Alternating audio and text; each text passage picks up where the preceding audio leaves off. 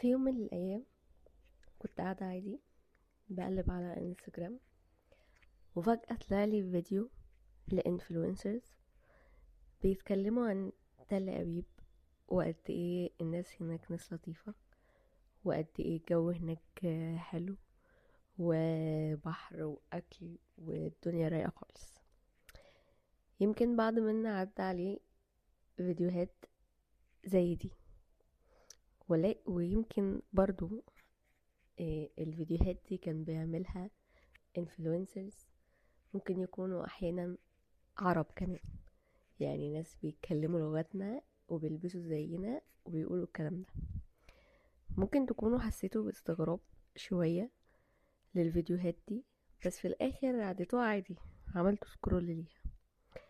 بس أنا قررت إنه مش هعدي الفيديوهات دي عادي، وإن احنا نقف ونسأل نفسنا ايه اللي خلى الفيديوز دي تظهر وليه.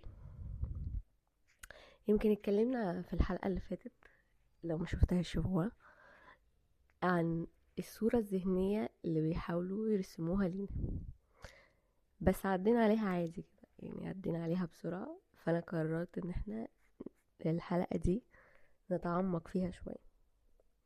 بس خلينا الأول نرجع خطوتين ونقول الموضوع بدأ ازاي من الأول. بعد أحداث 11 سبتمبر، أمريكا قررت ان هي تغير الدبلوماسي بتاعتها، وقرر ان هي توصل آه، لعقول العرب وتغير الفكرة اللي هم كانوا واخدينها عنها في الوقت ده يعني. فقرروا ان هم يستثمروا بفلوس من الحكومة لقنوات زي قناة الحرة او راديو سوا، في ان هم يغيروا النظرة اللي كانوا العرب شايفينهم بيها في الوقت ده. ودفعوا فلوس كتيرة جدا على الموضوع ده، على القنوات دي، والناس واطلقوها يعني. ولكن بعد شوية وقت كده، بعد شوية وقت يعني حلوين، الناس قررت تدور كده على القنوات دي مين اللي بيمولها، واكتشفوا ان اللي بيمول القنوات دي هي الحكومة الأمريكية، بهدف ان هم يعني يكسبوا قلوب او عقول العرب. فبعد كده طبعا لما الناس اكتشفت الموضوع ده، الموضوع فشل. طبعا القنوات دي فشلت يعني في ان هي تغير حاجة زي كده، فغيروا الاستراتيجية بتاعته. بس السؤال هنا، بما ان في ناس زمان او ايام ما كنا مثلا لسه في تلفزيونات جديدة وكده، ان الناس رفضت القنوات دي سواء الحرة او راديو سوا. الناس رفضتها يعني لما عرفوا مين وراها. بس الاستراتيجية دلوقتي اتغيرت خالص، بما ان احنا بقينا في عصر السوشيال ميديا والحياة السريعة، ويمكن اغلبنا مش بيتفرج على تلفزيون على ان هو يشوف الاخبار او او كده، وبقينا تقريبا منفتحش التلفزيون وبناخد كل اخبارنا من السوشيال ميديا. ففي تقرير نشرته ميدل ايست مونيتور لمستندات رسمية تحت قانون فارا الأمريكي، بيوضح ان حاليا بعض الانفلونسرز خدوا لحد $7,000 على البوست الواحد.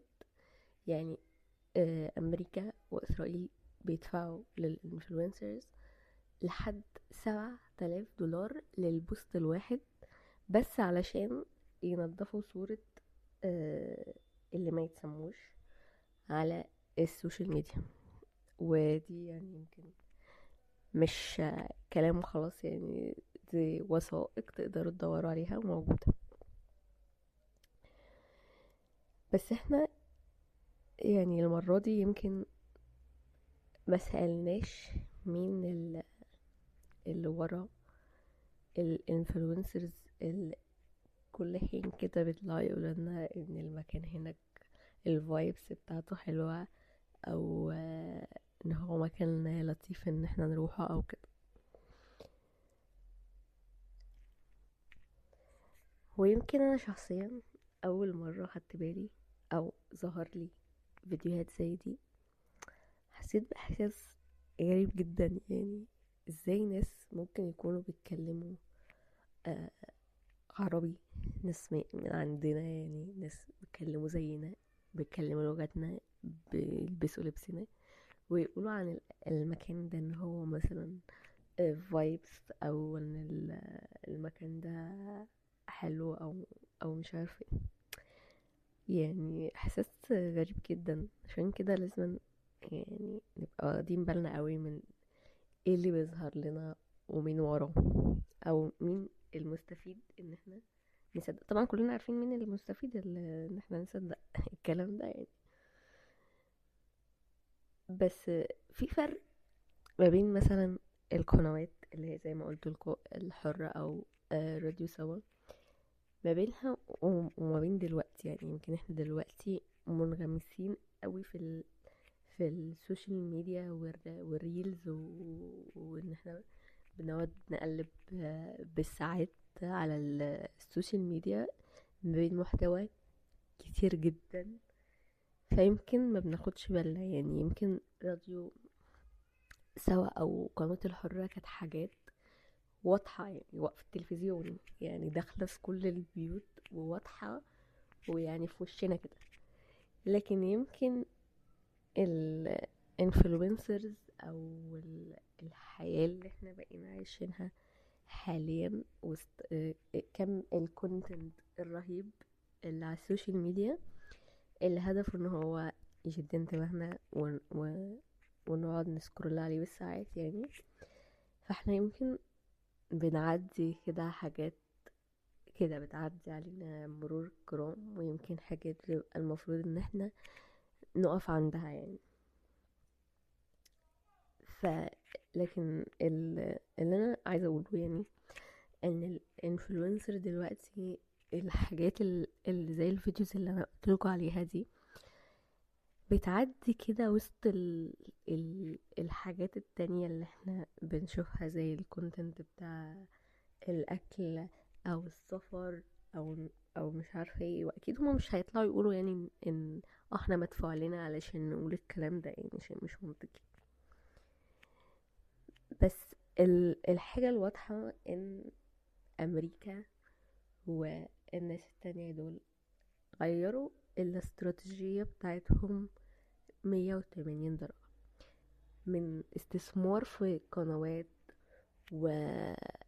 وشاشات وحاجات يعني ليها بادجت عالية، لاستثمار في ناس بيحاولوا يوصلوا الجيل بتاع دلوقتي اللي مقضي تقريبا اكتر من نص يومه على السوشيال ميديا.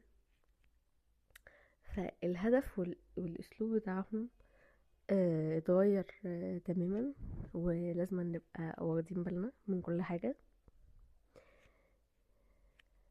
و يمكن هتبقى قوتنا حاليا، ويمكن احنا شفنا ازاي قوة السوشيال ميديا في اول ايام الحرب ساعة 7 اكتوبر، وشفنا قد ايه السوشيال ميديا كان ليها صوت. كان الموضوع صعب، بس كان ليها صوت وكان ليها ضغط على حكومات معينة.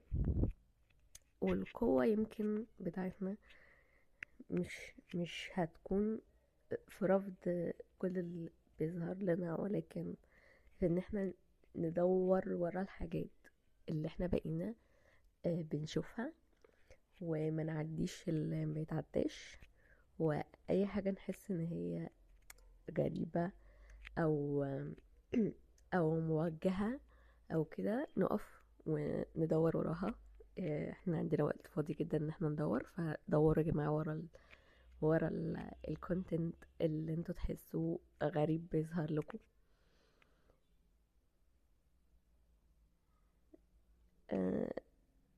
يمكن ده اللي كنت حابة أقوله. المرة اللي فاتت عدينا على الموضوع ده مرور الكرام، وحسيت ان احنا محتاجين نعمل حلقة نرجع فيها للأصل، الموضوع بقى جاي منين، وان هما الناس دي بقى لهم سنين بيستثمروا في حاجات زي دي. فاحنا محتاجين ان احنا نقف كده على الكونتنت اللي احنا بنشوفه، ونشوف مين وراه، علشان الحاجات دي بيدفع عليها مبالغ طائلة زي ما قلت لكم، 7000 دولار للبوست الواحد. فده مبلغ يعني كبير. فنقف وندور على الحاجات دي اللي احنا نعرف مين وراها. ويمكن خلينا نوضح ان هو ده اسلوب الناس دي، ان هما بيحاولوا يضخوا فلوس كتير جدا على الحاجات اللي تنظف سمعتهم وتغير توجه الرأي العام لصالحهم طبعا. فناخد بالنا من الحاجات دي وندور احنا ونبدأ بقى ندور كده ورا الحاجات اللي يمكن هما بقوا بيضخ فيها فلوس وبتعدي علينا كده واحنا مش واخدين بالنا، بس هي بتبقى موجهة كويس قوي، وطلع لنا حاجات مدروسة بتطلع لنا على الريلز والحاجات دي. ونقف شوية على الكلام اللي بيظهر لنا، وندور على الحاجات اللي يمكن هما بيضخوا فيها واحنا مش واخدين بالنا ان هم وراها. ناخد بالنا كويس قوي من الحاجات اللي بتظهر لنا ومن المحتوى، ويمكن حاجات بتعدي علينا واحنا ممكن نكون مش فاهمينها.